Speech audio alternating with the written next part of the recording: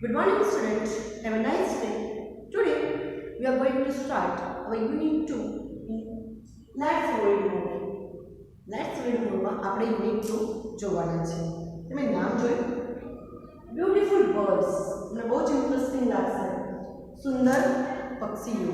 આપણે અહીંયા અલગ-અલગ પક્ષીઓ વિશે જાણવાનું છે. તો પહેલા આપણે એને શું કરીશું? રીડ કરીશું.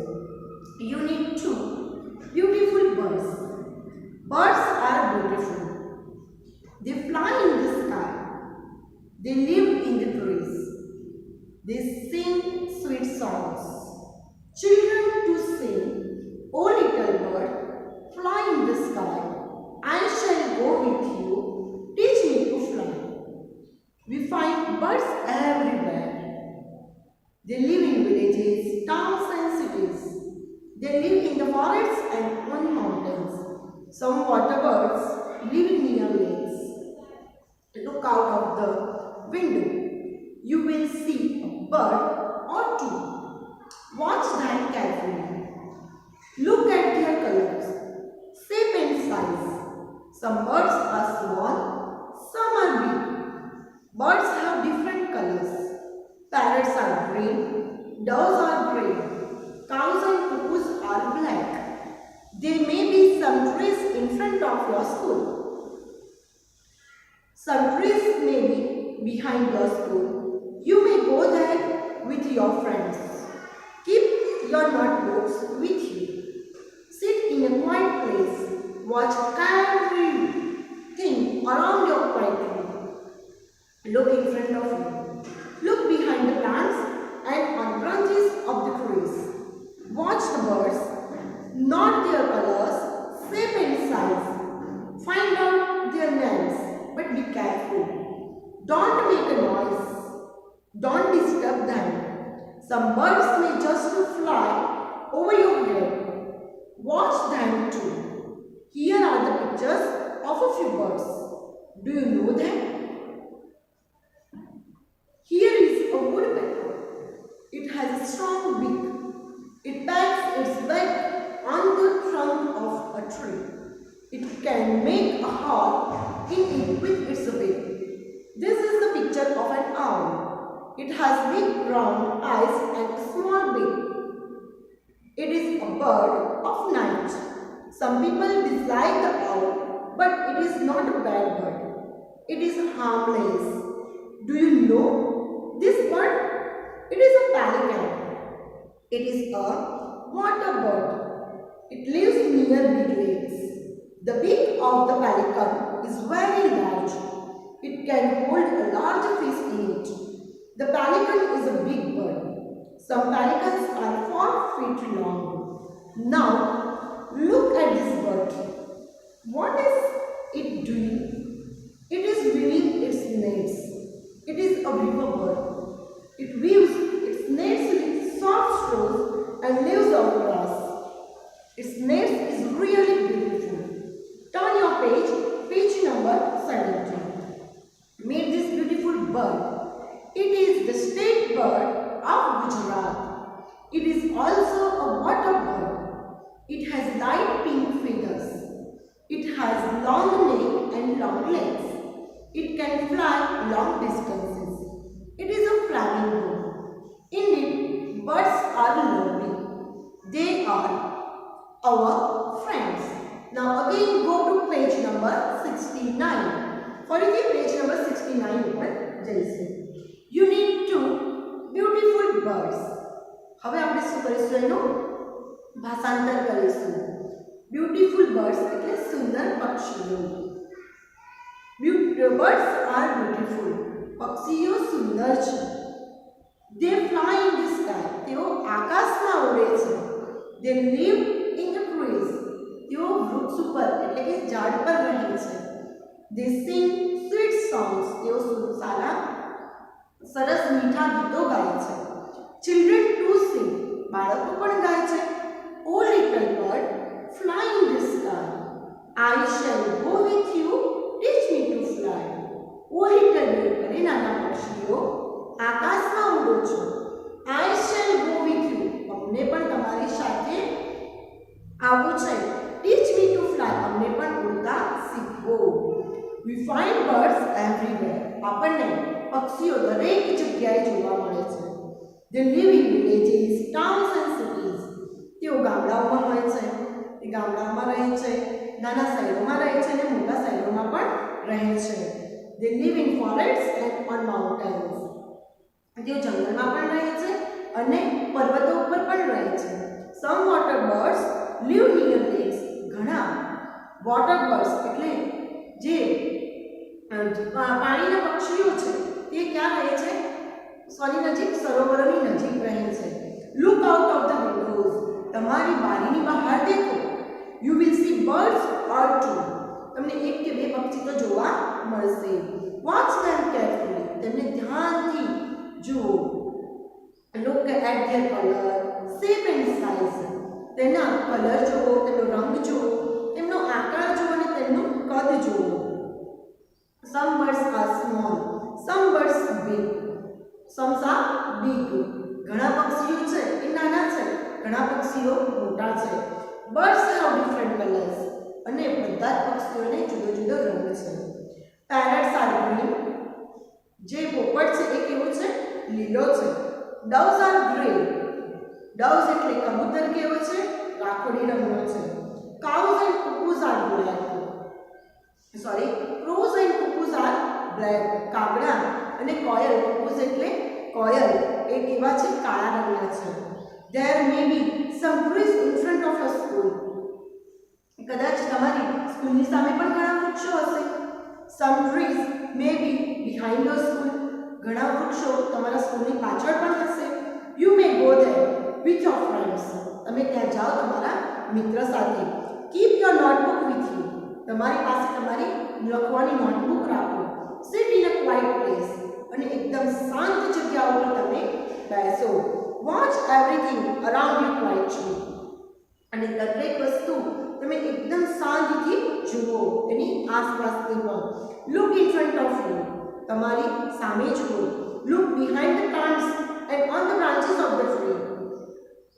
Behind the plants, પ્લાન્ટની પાછળ જુઓ અને on the branches, ડાળીઓ, વૃક્ષોની ડાળીઓ ઉપર જુઓ. Watch the birds. પક્ષીઓને જુઓ.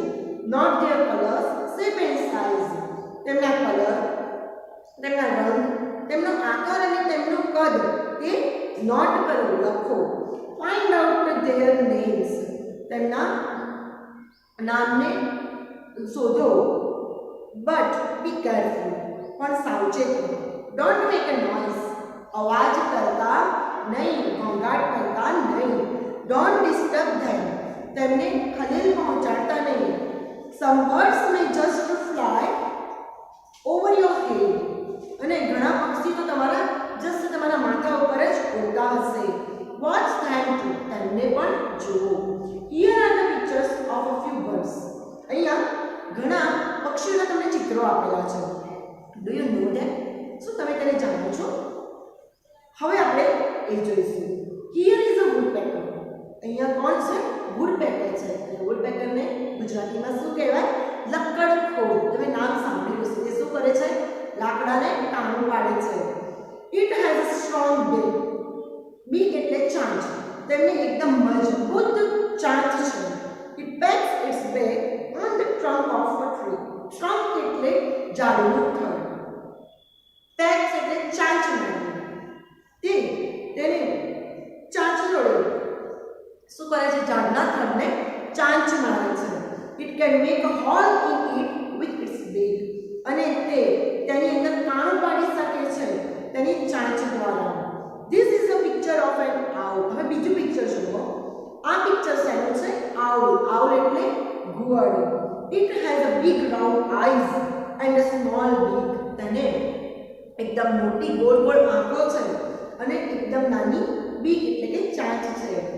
It is a bird of night. તેને રાતનું પક્ષી કહે છે. કેમ? કારણ કે તે રાતના જોઈ શકે છે. Some people dislike the owl. ઘણા લોકોને આ પક્ષી ગમતું નથી. But it is not a bad bird. પણ તે ખરાબ પક્ષી નથી. It is harmless. તે નુકસાનકારક પણ નથી. હવે જોઈશું ત્રીજા નંબરનું. Do you know this bird? શું તમે આ પક્ષીને જાણો છો? It is a pelican. એ શું છે? પેલિકેન છે. બતક જેવું જ એક પક્ષી છે. It is a water bird. તે પાણીનું પક્ષી છે, એટલે કે તેને આજુબાજુ જ્યાં પાણી હોય ત્યાં જ રહે છે. It lives near big lakes. અને તે ક્યાં રહે છે? બિગ લેક્સ, મોટા સરોવરોની આસપાસ. The beak of the pelican is very large. અને આ પેલિકેનની જે ચાંચ છે એ બહુ જ લાંબી છે. It can hold large fish in it. અને એ એટલી પહોળી છે, મોટી છે કે જે એની અંદર આખી મોટી ફિશોને પણ લઈ લે છે. ધ પેલિકેન, ફિશ એટલે માછલી. The pelican is a big bird. Pelican એક મોટું પક્ષી છે. Some pelicans are 4 feet long. અને ઘણા પેલિકન તો એવા છે કે જે 4 ફૂટ ઊંચા છે, એટલે કે માણસથી તમારા જેટલા હાઈટના હશે. Now look at this bird. અને હવે આ પક્ષીને જુઓ. What is it doing? તે શું કરી રહ્યું છે? It is weaving its nets. તે વીવ એટલે વણવું. વણવું એટલે રોટલી નહીં, પણ કોઈ પણ વસ્તુને ગૂંથવું, એટલે કે એના માળાને ગૂંથી રહ્યું છે. It is a વીવર bird. તે કોણ છે? વીવર બર્ડ છે. અને કોણ તેનો માળો ગૂંથે છે?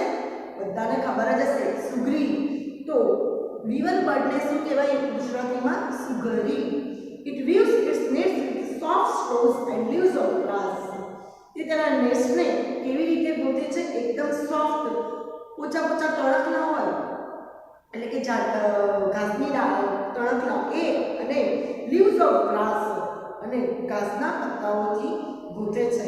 Its nests is really beautiful. અને આપણને બધાને જે માળો ગમે છે ને, તો એનો માળો કેવો છે? એકદમ સુંદર છે. નાઉ ગો ટુ પેજ નંબર 70. હવે લાસ્ટ બર્ડનો ફોટો દેખજો, એ જાણવા જેવું છે. Meet this beautiful bird. ચલો આ બર્ડને મળીએ. It is the state bird of Gujarat. અને આ કોણ છે? એ ગુજરાતનો રાષ્ટ્રીય પક્ષી છે.